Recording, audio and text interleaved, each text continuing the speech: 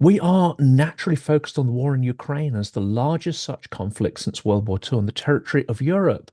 But this is just the latest manifestation of extreme aggression by Russia in a pattern of expansion and coercion of its neighbours that goes back centuries.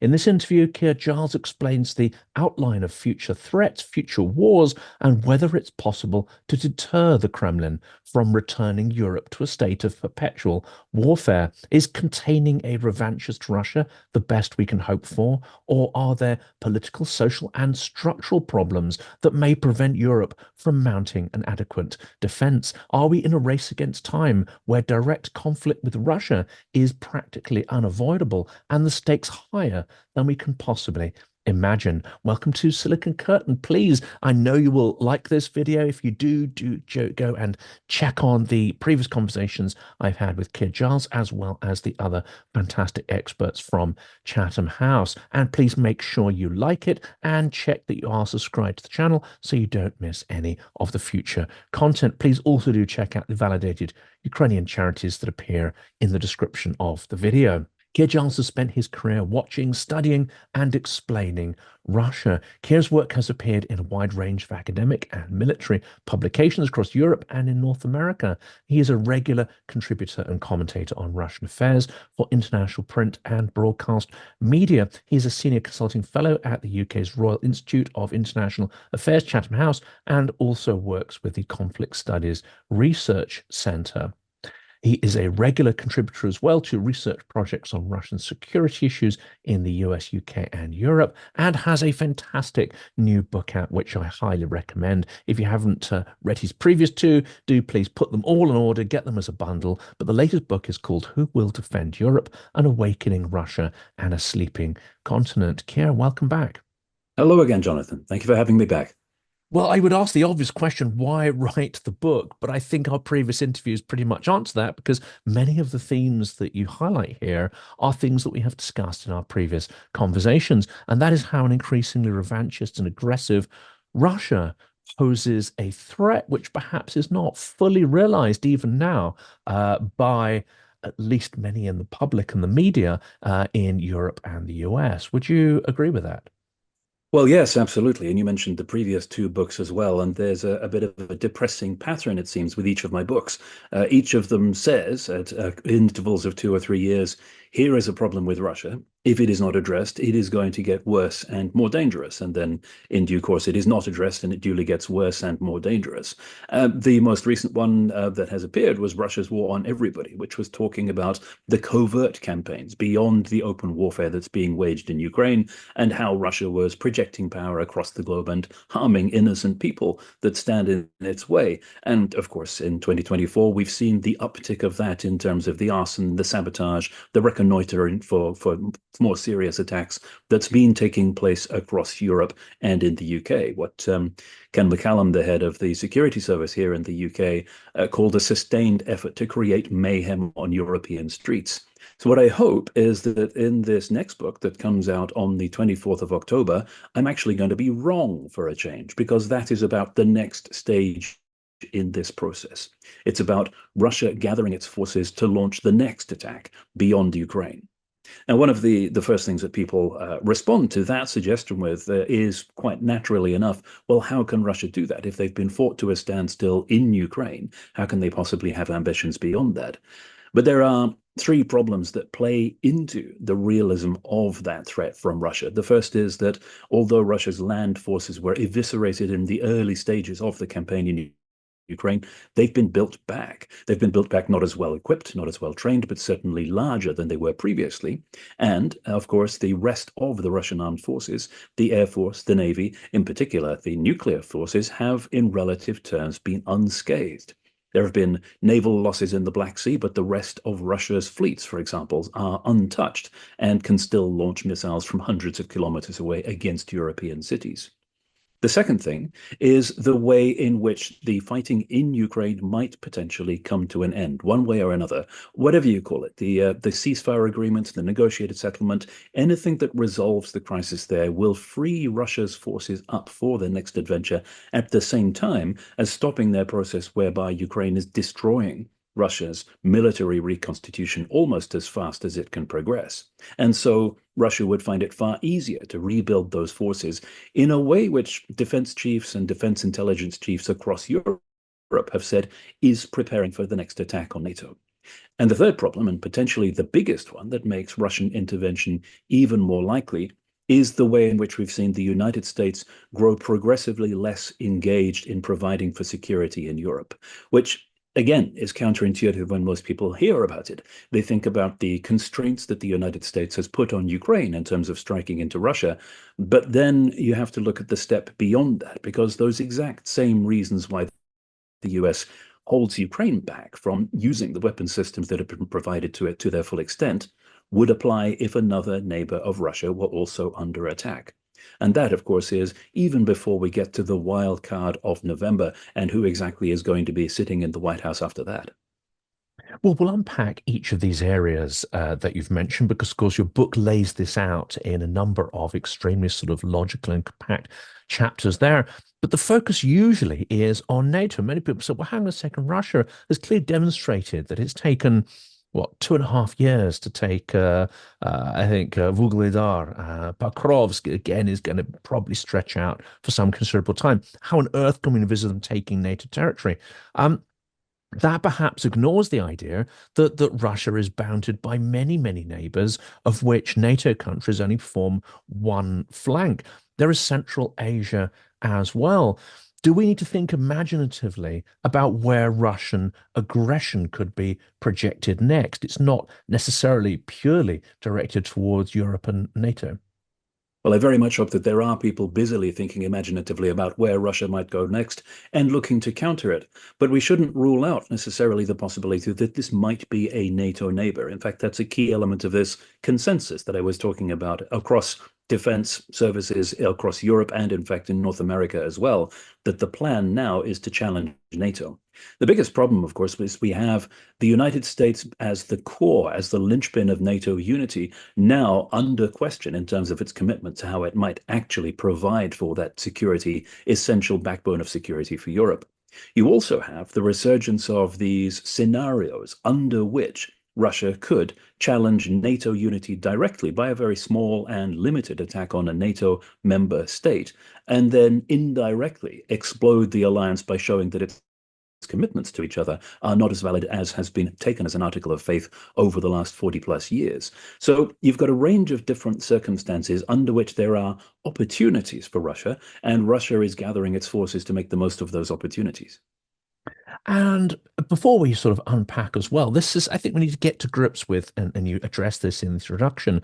This is why does Russia project this kind of aggression? Because and your previous two books very much sort of focusing on this and trying to explain it. But we have the phenomenon of mass Russian tourism. Even now, there are many hundreds of thousands of Russians who spend a period of their year abroad in Turkey and other places. They have been exposed to Western countries that have democratic mechanisms behind their societal and economic models. How I think this is one of the things that people struggle to get their heads around when Russians superficially look and consume in the same way they are. They wear the same clothes, they go to similar galleries, they do similar things, they like restaurants, etc. How can they not be European when they have all this exposure to European culture and freedoms and so on? How can Russia itself revert to something that feels so ancient and atavistic? I think part of the problem here is that we cannot unite these two things together and see a threat coming from this direction when we still imagine Russians to be similar to ourselves.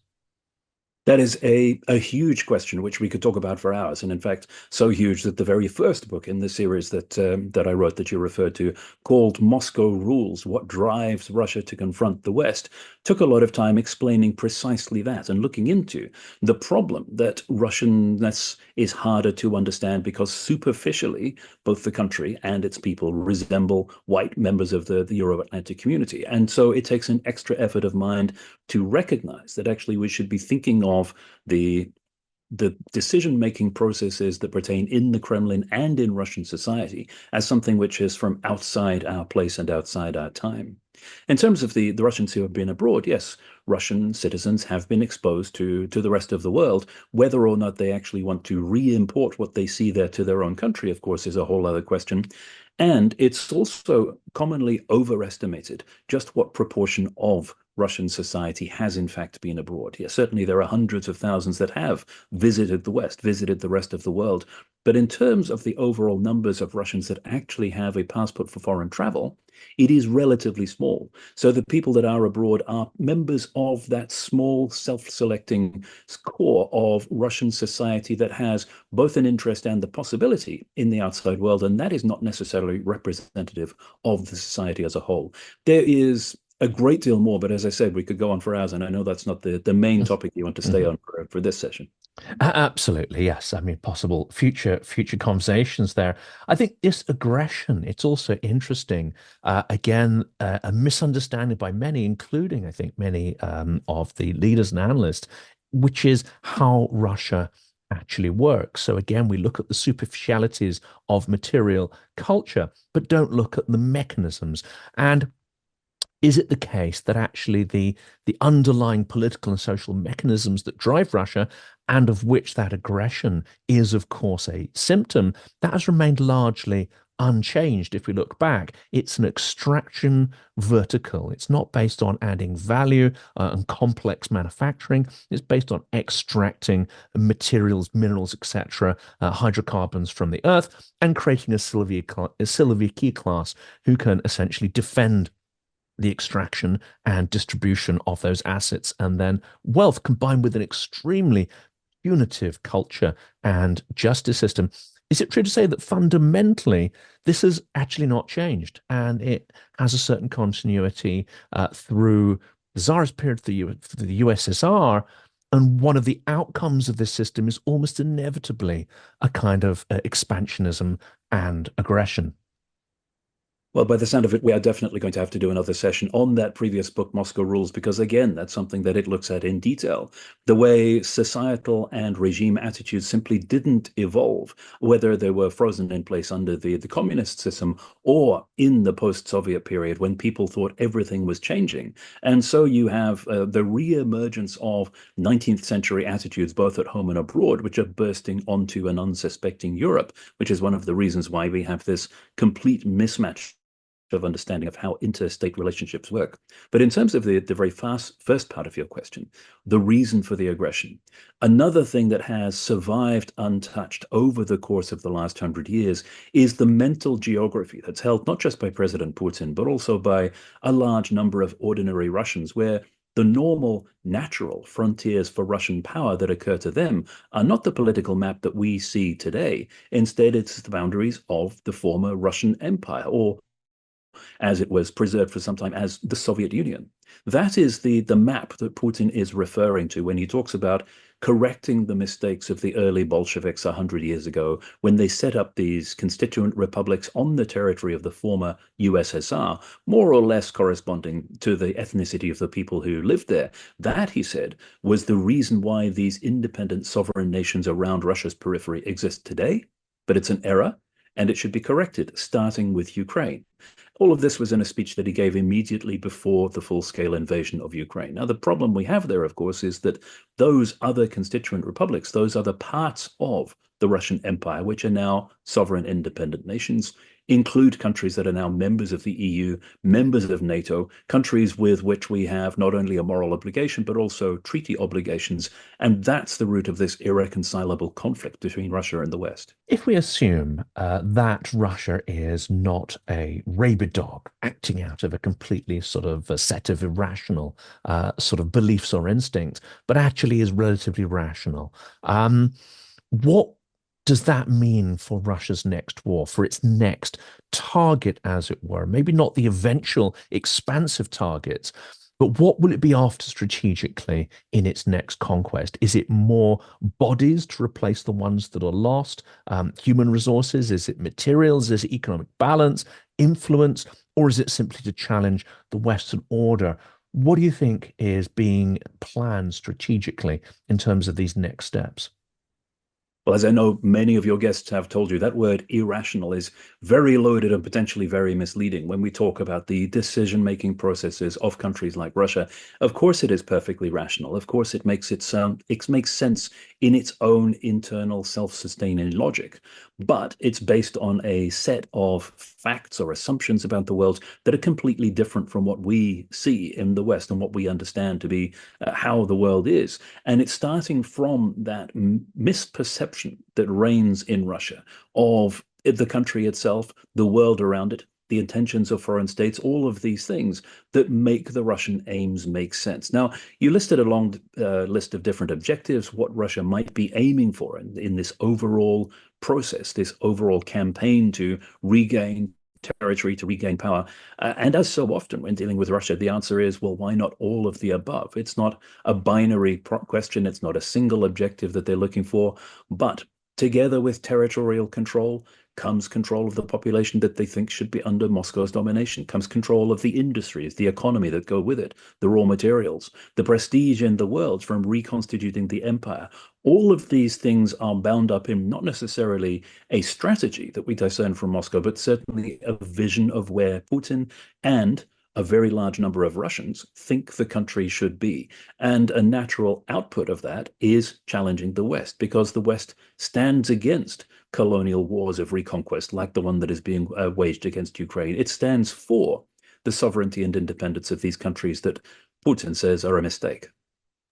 And in your book, I think you express perhaps more clearly and perhaps with more, dare I say, even a bit of frustration behind it. And that is the gap between expert perception of reality, those conversations you have with people that can't necessarily be on the record.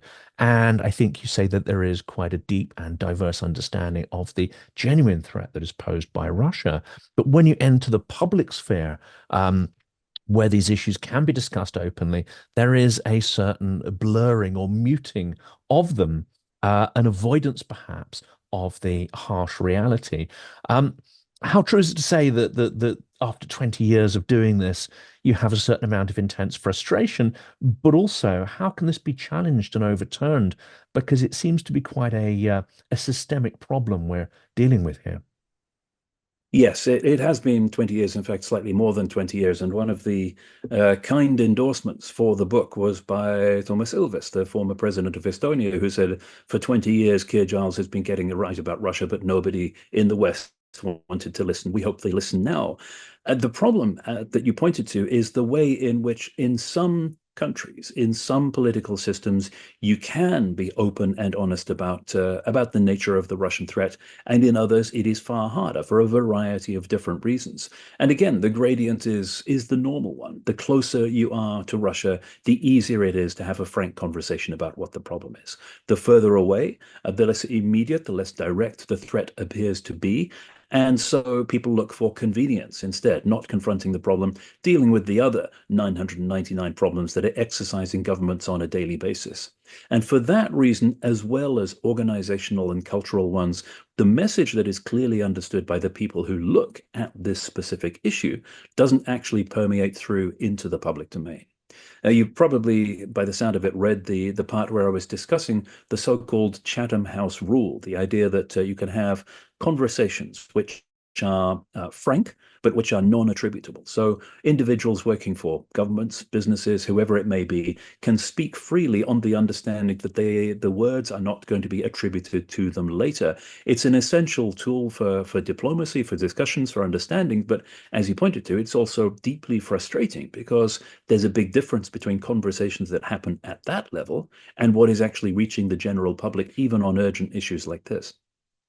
And because you have these conversations at scale, I wanted to, before we sort of head back into the book, it occurred to me to ask a question of, I would say, not so much rumors, but again, sort of echoes of these conversations which are happening, which I sort of I get a sense of these distant echoes. And one of them seems to be the idea that is gaining traction that somehow Ukraine cannot win. The best case scenario is to freeze the lines of contact, and then to arm to the teeth and get Ukraine into NATO. The challenge with this, it seems, and the title of your book kind of addresses this, is that if Europe and the US was to push Ukraine into a temporary peace of some sort, and certainly undesirable as it is for Ukraine, that actually Europe would fall back to sleep on all these other steps that are an essential part of that plan, sort of even partly working, they would not be met. That's right, and that's just one side of the problem. If there were to be a freezing of the conflict in Ukraine, as I mentioned earlier, that leaves Russia free to reconstitute its forces, and of course, they will do so very much faster. And just to illustrate what that might actually mean in practice, I mentioned this consensus across defense chiefs and intelligence chiefs in Europe about Russia getting ready to mount its next attack potentially on a NATO state. Where the differences arise is in estimates of how long that will take. Most of the estimates come in between 3 and 5 years. In other words, Russia will be ready towards the end of this decade. Now, if you look at what the Estonian outgoing chief of defense, Martin Herem, says, that changes if Ukraine stops destroying the Russian armed forces at the rate that it does. If they stop, he says, Russia would be ready to do, quote, something nasty in our direction, unquote, in 1 year, not 3 to 5. So it massively accelerates the problem that we face. At the same time, as the book's subtitle suggests, most Western European defense economies and political systems have just not woken up to the threat, or if they have, are not actually doing anything about it.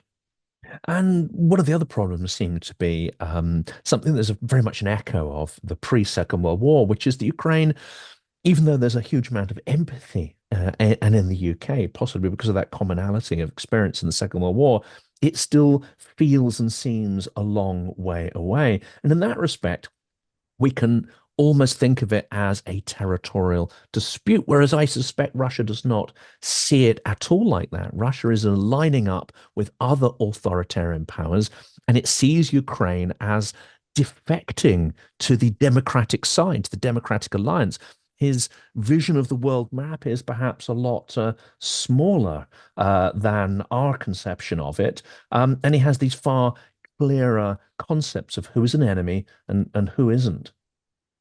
Well, no historical analogy is ever perfect, but the number of parallels between now and the late 1930s are too disturbing to dismiss. It's not just that, it's the way in which we have now, for now, a loose coalition of powers that is threat challenging the West. It is Russia, China, North Korea, Iran, all cooperating because they have a shared interest in challenging us.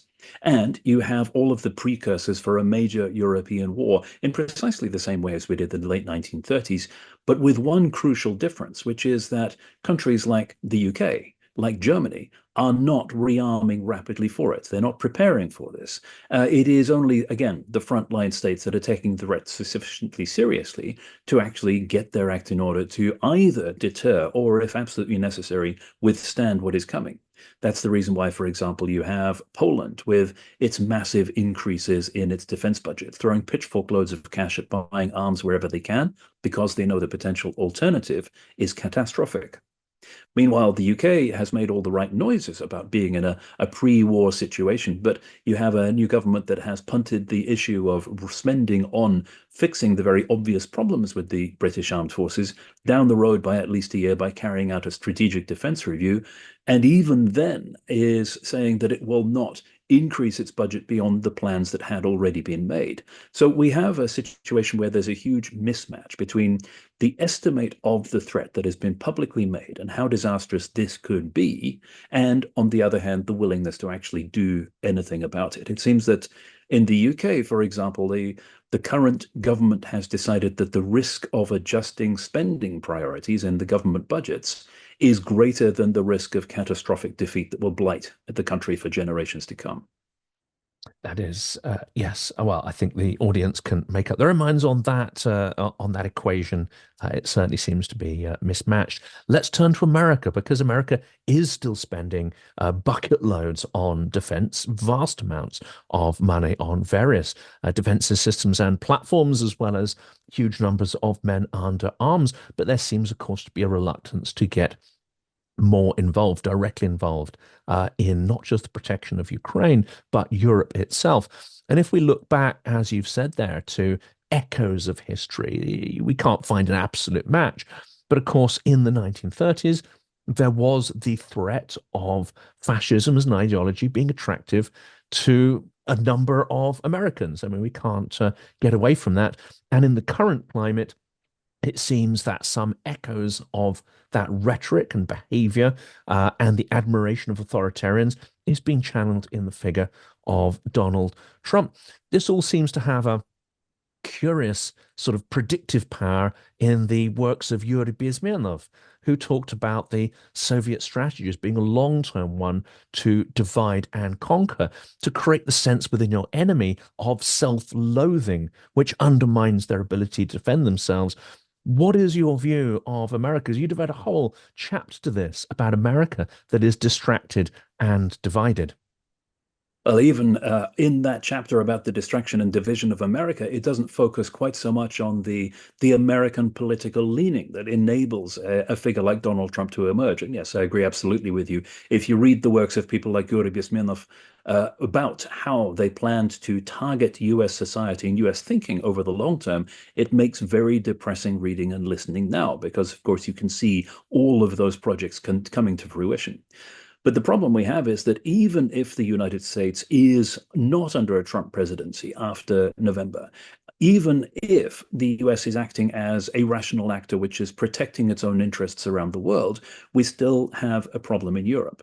Not just as I mentioned before, because the reasons why the United States puts limits on how this vast quantity of aid that it has poured into Ukraine can be used would also apply to European allies, but also because the situation has got even worse. It is not just the fear of escalation that we've already discussed on your show here.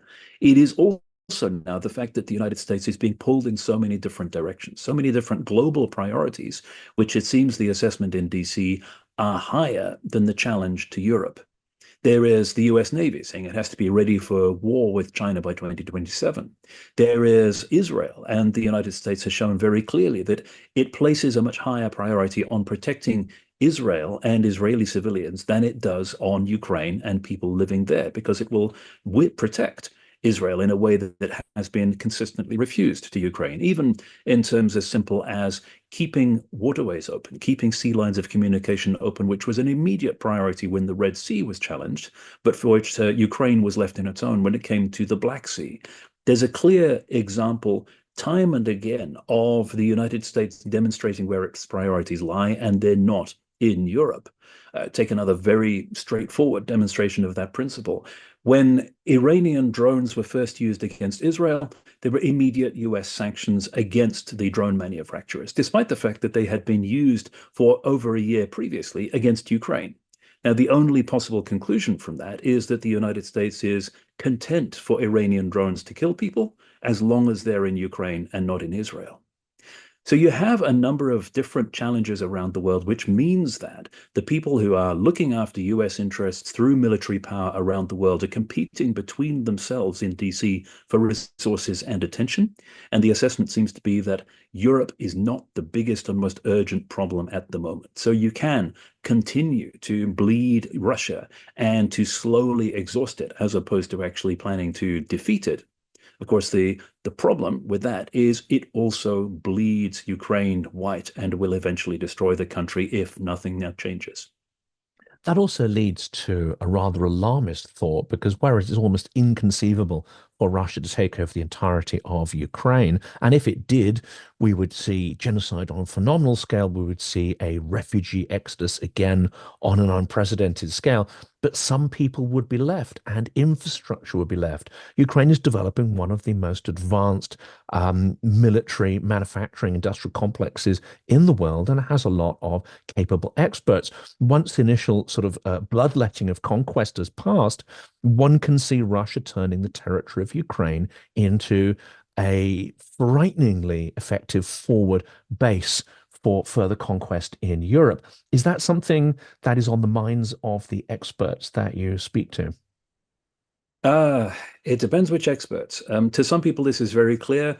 To other people, this seems to come as a revelation. But it is unimaginable that Russia would not do this in that situation. Because if you look at not only the pattern of past history, but also what's happening, for example, in the occupied territories in the East now, you will not see Russia not taking advantage of the fact that it acquires a whole new industrial base, a whole new population from which it can conscript people to carry on its wars. The economy, the agricultural exports, all of these things, if they fall into Russia's hands, will make Russia immensely stronger for carrying out its next attack against Europe. Let's turn back to the UK because you mentioned that we are not taking advantage of this period where Ukraine is essentially the shield of Europe, is holding back Russian aggression and attriting as much Russian hardware as they're able to, rustle up, whether it's, revamping old equipment or getting equipment from allies. That obviously cannot be sustained forever, but the UK is not using this opportunity to rearm. I think we've covered that topic, but you also highlight that there may be other problems that because of diversity, because of consumerism and the sort of soft lifestyles that we've become used to, that the population would not necessarily come together in the way it came together in World War II to defend certain values. And indeed, there isn't such perhaps a clear understanding of the absolute need for democratic values. There's a certain cynicism that has become rampant in the digital age. And of course, we know it's easy to manipulate that kind of sentiment and all sorts of public problems. So if push came to shove and we were faced with a situation where we had to intervene in Europe, would you see it being actually quite a major challenge to, marshal the resources and population of the UK behind that? I think there's no doubt about that. And again, you only have to look at the difference between what is happening in this gradient across Europe and what happens in the frontline states when you talk about the idea that you might in fact have to defend your country and defend your way of life because it is under attack. The notion that people will have to stand up and fight is something which is not a hard sell in Finland, even in countries like Sweden, where the new crisis or war preparedness booklet, which is about to be distributed, repeats that there will never be a call for surrender from the central authorities. Contrast that with the calls you heard towards the end of the previous government here in the UK for some kind of, they chose the unfortunate phrase, national service, which of course opened up a whole load of connotations and criticism, but some kind of commitment of citizens to sustaining their own country with this recognition that freedom does not come for free and values do need to be defended was not only roundly hooted at by the left-wing media like the BBC and the Guardian, but also completely misunderstood by people who you might have thought have been in favor of this because they recognize the threat and the challenge. And that is a symptom of that enormous gap that we have had since the last time there was a credible threat to our way of life as a whole. And so generations, not just the youngest generation, but those who are well into productive working age, who have not been exposed to this idea before and to whom it comes as a bit of a shock, it seems. And I extend that idea, I think, into quite an interesting area, which I was going to cover off in the last part of the conversation, but I think it's pertinent now. The speed of development, the speed of iteration and innovation that is happening on the front lines in Ukraine and Russia, the idea that you can sort of develop drone systems, test them in the field, and get that data back in near real time, where you have that synthesis of military and the equivalent of Silicon Valley, the sort of tech entrepreneurs.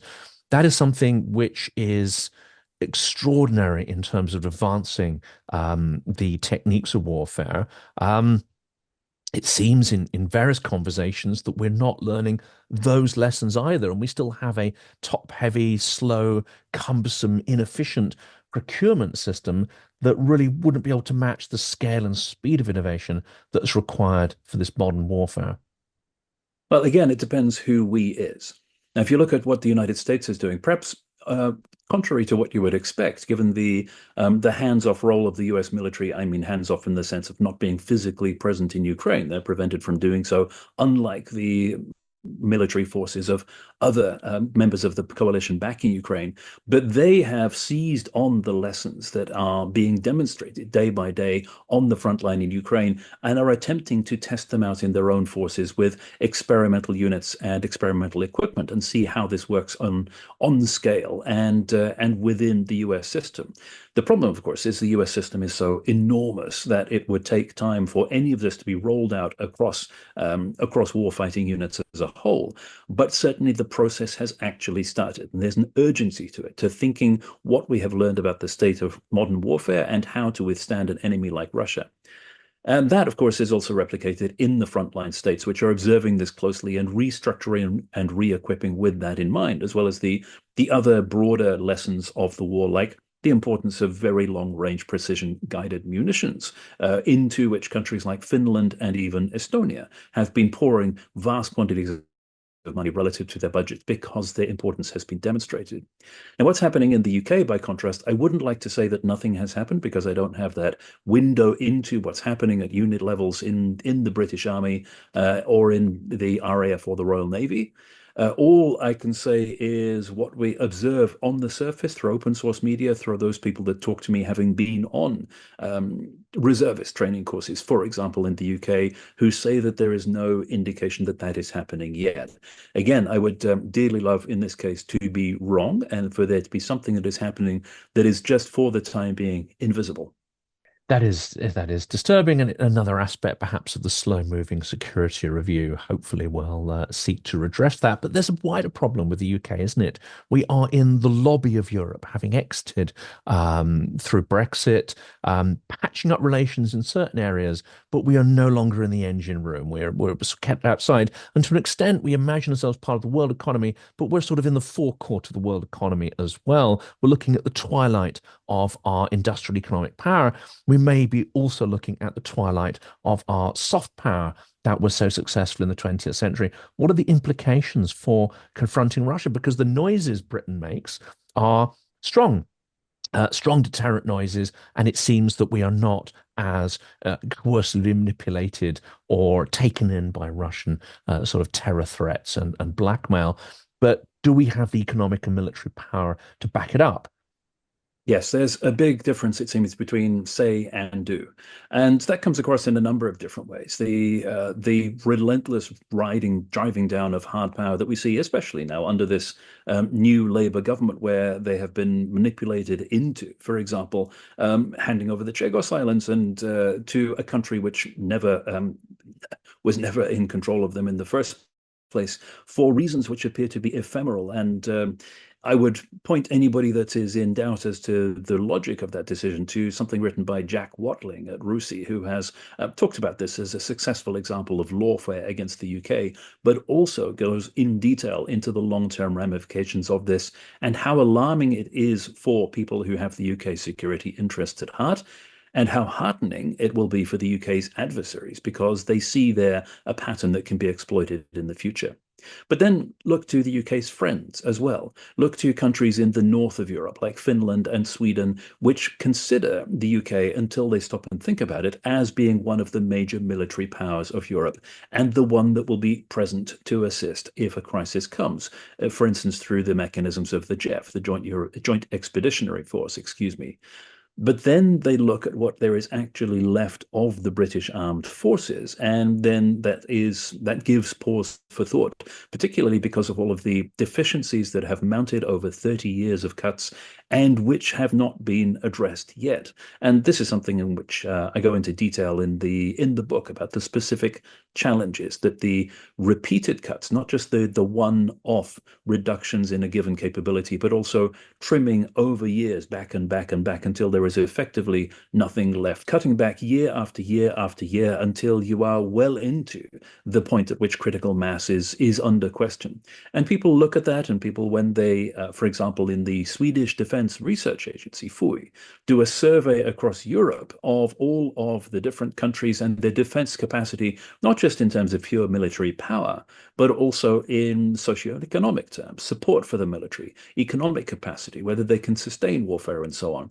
They point to the UK and eliminate all of the problems that we have known over years, such as a focus on technology as being a panacea, but posing, as I think they said, uncomfortable questions over mass. In other words, there is simply not enough to go around to cover the tasks that have been set for the British Armed Forces. Well, let's turn to Europe because that is another significant area of concern that is highlighted in your book and the relationship between NATO, Europe, and the chapter that you call Half Promises and Broken Pledges. One of the really big concerns, I think, to my mind here. I mean, yes, there's the military side and there's the inability of certain states to commit to minimum targets, etc. But there is the persistence of the import of hydrocarbons. There's the enabling of Russia's grey fleet. There's the huge trade in tech components and dual-use components, as well as the vast amount of sort of consumer goods that were not directly shipped to Russia after the full-scale war began, but various intermediary countries saw a huge uptick in these. None of that has been stemmed. None of it has really been tackled in a way that recognizes that we are essentially in a state of hostility with Russia. It's a form, to my mind, of appeasement. Do you think this is one of the problems here as well, that Russia is getting extremely mixed signals, but also still a lot of material support from Europe? I think it's possibly going a little far to say that none of this has been tackled. There have been substantial efforts across Europe, even in some of the most Russia-friendly countries like Germany, to tackle some of these problems to some extent. But the problem, of course, is that a sanctions regime, for example, is only as good as its enforcement and its agility, because it has to adapt at the pace at which sanctions evaders will adapt. And the spikes, for example, in third country exports to Russia through countries like the UAE, through Kyrgyzstan, for example, are a demonstration that it has not evolved with sufficient agility to keep up with the ways that people work around sanctions to carry on all the processes that you're talking about. Plus, of course, you have the immense role of China as a supporter of Russia's defense industry and thus of Russia's war effort, even if it is not necessarily directly shipping munitions in the way that Iran and North Korea are. So yes, a lot of these things are ongoing in part because there is not that immediate sense of threat and immediate sense of urgency and the understanding that the ways in which Russia rebuilds its war economy and reconstitutes its armed forces are actually a direct threat to us in Europe. If not today, then certainly tomorrow.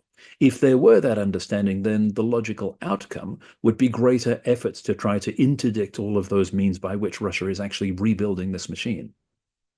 And it's interesting, isn't it? Because after the Soviet Union fell, there was an extraordinary outpouring of democracy. There was an extension of, I would say, democratic institutions, mechanisms, and a general culture of democracy through the territories of Eastern Europe. That's an extraordinary expansion of the free world. We seem to have hit a wall, not just a wall physically in terms of how more countries have bought into, that system, that way of thinking. But we're also seeing not just regression, but a lack of understanding internally of why this is important and how the mechanisms of propagating that freedom work. How do we turn this around? Well, I think the key to that question lies in your point about this being an expansion of the boundaries of the free world. I think instead it's better to think of it as countries rejoining the free world after a period during which they were under the domination from Moscow. And that is the reason why you have these dramatic changes, these dramatic contrasts between one side and the other of the border with Russia in Northern Europe, for example, where you have free, democratic, liberal, civilized countries going up to Narva, and then from Narva onwards, you've got Russia, which is none of those things, partly because that democratic culture that you referred to never penetrated there. There was a pretense at democracy, which then evolved through various forms of adjectival democracy, managed democracy, sovereign democracy, most recently decorative democracy, because pure democracy was shown to be not what Russia wanted or needed, according to the majority of its citizens now. And so you have a country which, as we discussed earlier on, is reverting to type. It's going back to a more primitive society, a feudal system of parceling out parts of the economy, and of course, a war economy, something that is being driven by conflict and conquest in the same way that Russia has been so many times throughout the centuries. And that was going to be the last area of focus. I know we've got a few minutes left. And how significant is it, Russia's what now seems an almost relentless advance to militarization of the economy, media, education, but at the same time, it's going from a rogue state to creating a rogue axis around the world, trying to create a sort of different basis for world or international politics based on informal power networks as opposed to rule of law. It's shown itself able to corrupt international institutions such as the UN and many others, using in many cases coercion, co-option, and also, I guess, this realignment where certain countries will look at Western power waning and they'll basically align with the largest bully in the playground. What comes next? If you agree that these are all sort of tendencies or routes of direction for this new revanchist Russia. Well, I think you've summed up the challenge very well, but as so often, what comes next is an open question because it depends not on Russia's intent and of those that are aligning themselves with Russia, but on how the rest of the world responds to it. And in particular, how Europe and, if possible, if at all possible, the United States responds particularly now to this direct challenge on the international order that we're seeing playing out in Europe instead. And that is why the crunch point for decisions for Western European states is, I would say now, actually, it was several years ago when they should have started preparing for the problem we see now. But when the challenge is thrown down, as you said earlier, it's a race against time for whether, in fact, Western European countries in particular will be ready. Until then, the answer to that question in the book that we're talking about, Who Will Defend Europe, is for the time being the frontline states, primarily Finland and Poland. They are the ones that have shown the sense of urgency and the preparations, in some cases decades-long preparations for the challenge that we're seeing now, but they are not receiving that support from the West of Europe that they deserve and they need. And is part of Russia's strategy to sort of close on this, because you have what seems to be very strong, determined states with a clear understanding of what Russia is, its malignancy, and even how it works. But behind it, I would say you've almost got a rot setting in, and Russia is very capable of using it. It's very capable of dividing and conquering. You've got Austria. You've got Eastern Germany, you have Serbia and Hungary. This is the sort of rotten wood which, if pressed, would crumble, I think, in an instant and surrender itself to Russian occupation if it was to break through the sort of the hard crust or the bark of the tree, which is the frontline states you've described. Well, we shouldn't necessarily assume that they will crumble despite the wishes of their temporary political leaders in each of these cases. But what you've just outlined illustrates the problem that, of course, the threat from Russia is not just a military one. There are other means by which Russia can extend its control, and indeed has done. What we've seen in the case of Belarus, for example, is not military conquest. It is Russia exerting other levers of power to constrain the freedom of movement of Alexander Lukashenko and to ensure that a Russian military presence in Belarus is something which he cannot really stand against. So that is the other set of processes that we need to be alert to for Russia undermining Europe and thereby, of course, undermining our military security through an indirect means as well. And of course, Georgia is undergoing that similar process of state capture. And it has been argued that if Lukashenko, not Lukashenko, Yanukovych had stayed and Maidan had failed, then the invasion would have been possible because, again, that process of state capture would not have required a full-scale invasion. Well, yes, certainly. Putin assumed, and those who were advising him assumed, that the process of state capture in Ukraine was sufficiently advanced that an open war on full scale would not actually be required, which was so why Russia was so massively unprepared for it when it happened. But the problem there, of course, is that Russia can continue to get it wrong, but the consequences are still just as devastating. Russia, if we think about the extent to which Russia has prepared itself for a military attack on a NATO nation, they might once again convince themselves that their forces are sufficient and adequate and competent to carry out the mission. It doesn't matter if that is correct or if they are spectacularly wrong, because the devastation that they will wreak is precisely the same. Well, that's a good place to conclude. And I will once again urge the audience to avail themselves of a copy of your book. If they haven't read the previous two, again, it's well worth actually diving into all three. I think that will give people the most comprehensive and clear-eyed view of the threat we are facing from Russia. Alas, I fear you will be right yet again. We really hope you're not, because the consequences are devastating. But given the form over the last 20 years, the likelihood is that this is a fairly accurate view of what awaits us.